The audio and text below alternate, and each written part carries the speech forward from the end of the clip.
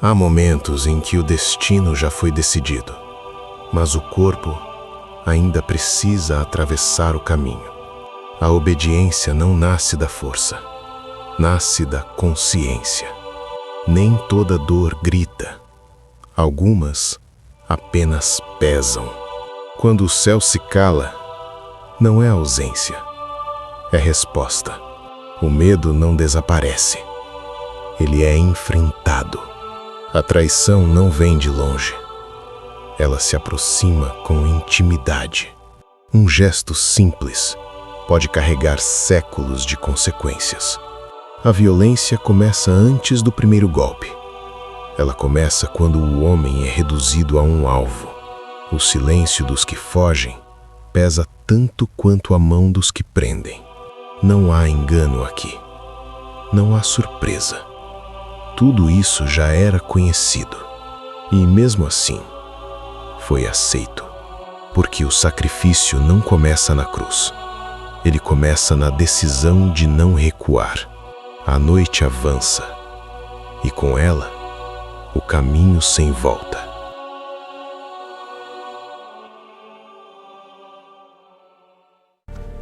Eles não o levam para ser ouvido.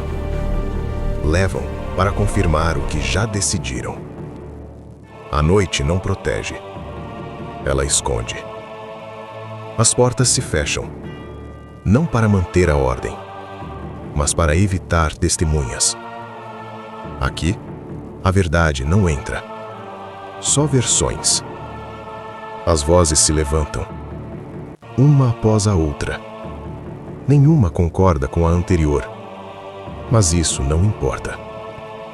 Quando a mentira serve ao poder, a coerência se torna dispensável. Ele permanece em silêncio, não por medo, mas porque falar já não muda o resultado. O julgamento acontece fora do horário, fora da lei, fora da consciência.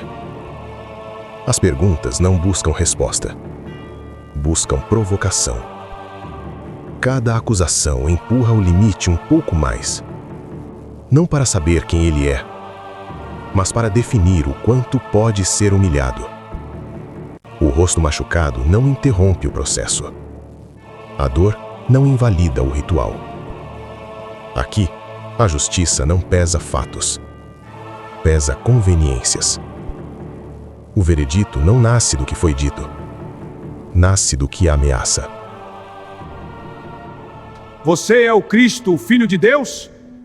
Eles não perguntam se ele é culpado, perguntam se ele é perigoso. Tu disseste. E ainda vos digo, vereis o Filho do Homem sentado à direita do Pai. E isso, para o poder, já é suficiente. Quando a sessão termina, nada foi provado. Mostra seu poder! Adivinha quem te agrediu! Mas tudo foi decidido. A noite avança. E com ela, o silêncio oficial de um sistema que prefere condenar um homem a perder o controle. A noite continua. Eu te reconheço, você é um dos seguidores do profeta. Não, você está enganado, eu não sou! É ele, peguem-no! Me deixe em paz! Jesus já não está ali. Mas o que foi dito não desapareceu. O pátio está cheio. Há fogo, há vozes. Pedro permanece à distância. Não por acaso, por cálculo. Perto o suficiente para ver. Conheço. Longe o suficiente para negar. Não o conheço!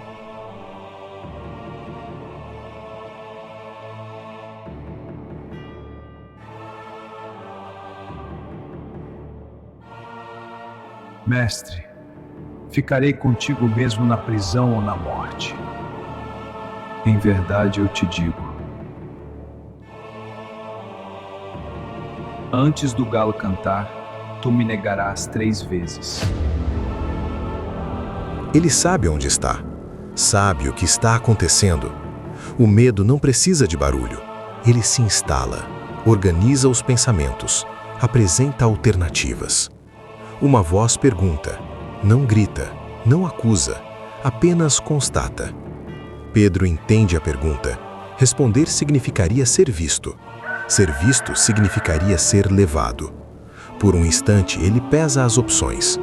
Não é fé contra a dúvida, é sobrevivência contra a consequência. Ele escolhe. Não inventa uma história, não discute, apenas nega. E quando termina, nada acontece. Nenhum trovão, nenhum aviso. A noite segue. O dia ainda nem nasceu direito, mas o peso do mundo já caminha pelas ruas. Jesus avança, o corpo curvado pelo cansaço, enquanto a cidade desperta sem saber que a história está sendo escrita em silêncio. Ao cruzar os portões romanos, o contraste é brutal. De um lado, a arquitetura imponente que grita poder. Do outro, a fragilidade de um homem que nada possui. Diante de Pilatos, o cenário muda. O governador está no alto, cercado pelo luxo e pela força, mas a presença de quem está embaixo preenche todo o tribunal. Pilatos observa. Ele mede, calcula e tenta decifrar aquele que não se defende. O silêncio de Jesus incomoda mais do que qualquer acusação. Naquela sala fria, entre guardas e assessores, o ambiente político transborda uma indiferença cortante. Vem a pergunta, carregada de burocracia, mas sem qualquer vontade de ouvir a verdade. Jesus permanece ali, o corpo marcado pela dor, mas a postura firme de quem já sabe o seu destino. Existe uma distância abissal entre esses dois mundos, um trono que treme e um prisioneiro que reina em paz. O poder romano está inquieto. Pilatos se move no seu assento, deslocado, enquanto o olhar de Jesus oferece apenas o silêncio como resposta final. Tu és o rei dos judeus? Não há desafio, não há medo. Tu és o Cristo, o Filho de Deus? A decisão está tomada antes mesmo de ser dita. Não ouviste quantas coisas eles depõem contra ti? O envio a Herodes, pois ele é da sua jurisdição.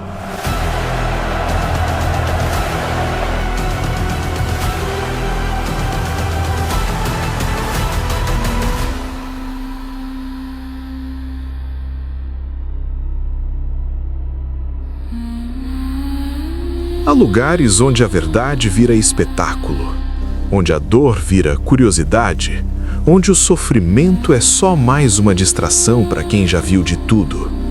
Não é preciso gritar para humilhar.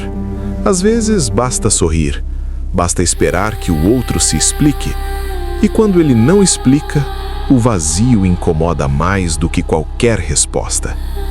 Alguns homens não querem justiça, querem entretenimento, querem algo que os tire do tédio, um gesto, um truque, um milagre. Mas o silêncio é um tipo de resposta que eles não sabem usar. O corpo sente o peso, mas é o olhar que carrega o cansaço verdadeiro, não o cansaço da carne, o cansaço de ser tratado como coisa. O desprezo não deixa marcas visíveis, ele só muda a forma como o mundo olha para você. E quando o riso acaba, quando a curiosidade se cansa, o que sobra não é sentença, é devolução. Como se nada tivesse valor suficiente para ficar.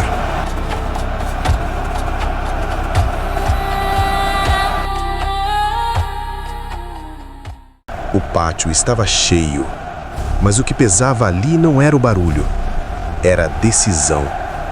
Jesus volta, não como um réu comum, mas como um problema que ninguém quer assumir. Não é só um homem sendo julgado. É uma ideia que precisa ser contida. Um risco que não se resolve com silêncio, mas que o silêncio torna ainda maior. De um lado, Barrabás. Violência, revolta, sangue. Um culpado fácil. Um nome que faz sentido para a raiva da multidão. Do outro, Jesus. Ferido, cansado, em silêncio. Sem se defender, sem negociar, sem pedir nada. Pilatos faz a pergunta que nunca deveria ser feita à multidão. Quem Qual vocês dos preferem? dois vocês querem que eu Jesus solte? ou Barrabás? Por um instante, parece que o mundo segura a respiração. Mas o medo fala mais alto que a consciência. Um grito. Depois outro. Até virar um só nome. Barrabás. Solte Barrabás! Pilatos insiste. Não por justiça, mas por cálculo. Talvez esperando que a multidão recue. Ela Não vejo recua. crimes nesse homem. Ela escolhe. Barrabás.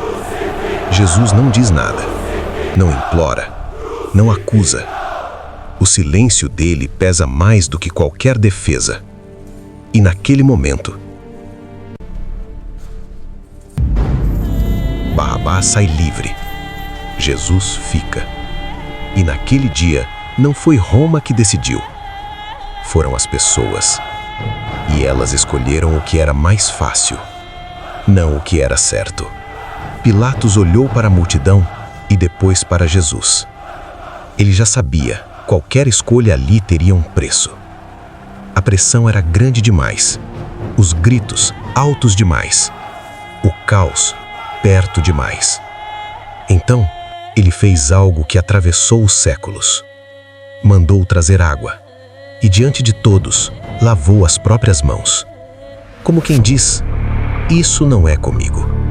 Como quem tenta limpar a culpa, sem mudar a decisão. A multidão venceu. A política venceu. O medo venceu.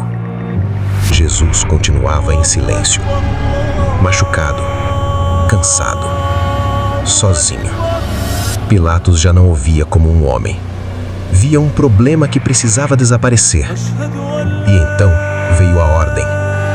Fria, simples, irrevogável. Flagelam-no.